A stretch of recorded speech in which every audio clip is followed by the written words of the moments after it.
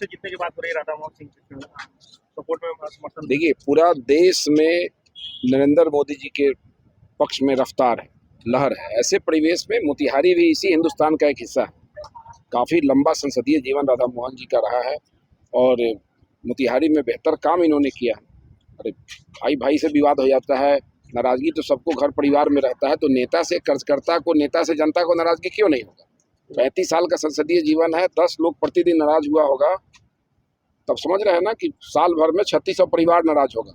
35 साल में जोड़ेंगे तो 18,000 परिवार नाराज हो जाएगा।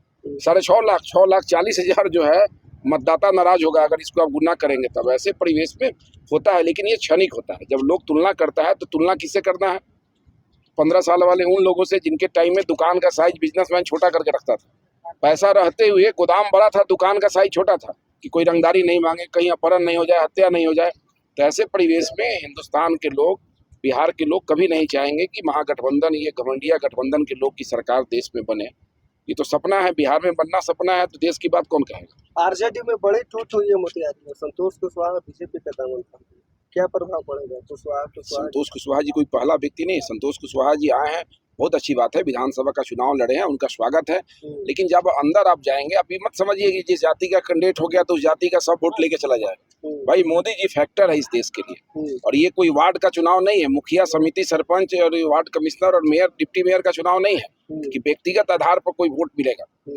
प्रधानमंत्री चुनना है। एक तरफ नाम तय है कि नरेंद्र मोदी जी देश के प्रधानमंत्री होंगे, दूसरे के पास नामे नहीं है।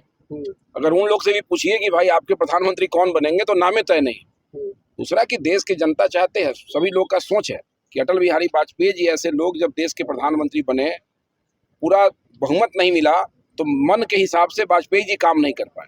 आज मोदी जी अगर पूरे देश में सीना तान के 56 इंच दिखा के काम किए, इसलिए तब कर पाए जब पूर्ण बहुमत की सरकार बनी।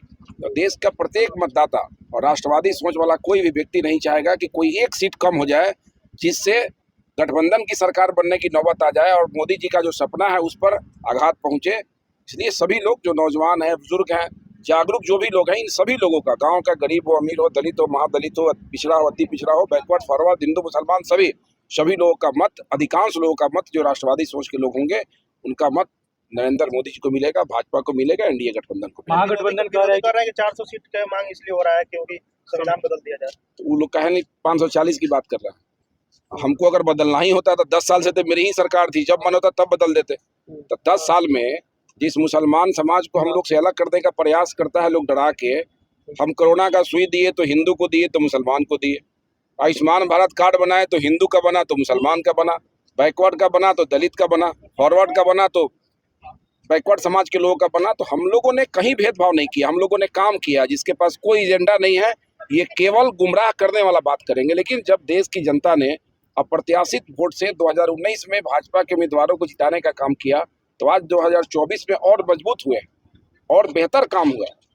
एक राम जन्मभूमि नहीं, पहले तो कुछ चीजों का केवल हज का कोटा बढ़ता था, मोदी जी ने हज का कोटा भी बढ़वाया। और जो केदारनाथ, बद्रीनाथ से लेके, महाकाल से लेके और बाबा बैद्यनाथ धाम तक देख रहे हैं, बाबा विश्वनाथ तक, इस सबका विकास मोदी जी के राजपाट में हुआ।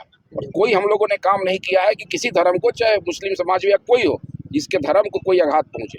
हम अपने धर्म को मजबूत करने का काम किए, मेरा हक है, हम चाहेंगे। लेकिन कभी हम लोगों ने किसी मस्जिद पर ही फेंकने का भी काम नहीं किया। इसलिए हमें सभी वर्ग जाति का वोट भारतीय जनता पार्टी और एनडीए गठबंधन को मिलेगा। तेजस्वी यादव कह रहे हैं कि नरेंद्र मोदी केवल जुमलाबाजी करते हैं। और क्या कहेंगे भाई, अब ममता बनर्जी के बारे में कोई कह दिया कि बैसाखी में बैठी तो कुछ वोट मिल गया था, तो यो बैठ रहे हैं अथी पर, क्या नाम है, स्ट्रेचर पर, व्हील चेयर पर। अब ये सोच के कोई व्हील चेयर पर बैठ जाए कि ममता बनर्जी व्हील चेयर पर बैठी थी तो वोट मिल गया था, वहाँ सीट बढ़ गया। अब ये करने से सीट मिलता है? अगर आप बीमार हैं, हमारी सहानुभूति है कि आप जल्दी स्वस्थ हो जाइए, लेकिन आप अगर ममता बनर्जी जी का हिस्सा किए होंगे कि भाई व्हील चेयर पर बैठ जाएंगे तो सहानुभूति में वोट मिलेगा कि भाई अकेला लड़ रहे हैं, तो ये सबसे वोट मिलने वाला नहीं है। ये सीधा लोग मोदी जी को देख रहा है। इसलिए आप निश्चिंत हो जाइए, ये आपका यही कैमरा, यही सोशल मीडिया रहेगा। जब 4 जून को आप दिखाएंगे कि पूरे देश में मोदी जी ने 400 पार का आंकड़ा पार कर दिया। मोतिहारी में वीआईपी पार्टी का जो प्रत्याशी है वो कह रहा है कि हम किसी नेता का शिकायत तो क्या हम नहीं, 5 लाख वोटों से जीतेंगे। प्रत्याशी कौन है, मैं किसी प्रत्याशी के नाम नहीं लूंगा, कोई मतलब नहीं है। लोग सीधा मोदी जी को देख रहे हैं, ठीक है। और 400 का जो आंकड़ा है वो हम लोग हिंदुस्तान में पार करेंगे, सीधी सी बात है। प्रत्याशी कौन है, कोई विषय नहीं है, कोई प्रत्याशी होगा, लोग मोदी जी को देखें।